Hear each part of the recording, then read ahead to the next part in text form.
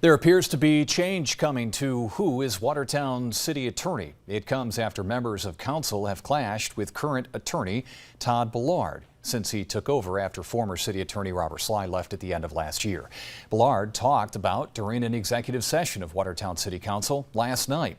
Any change would need a vote in an open session.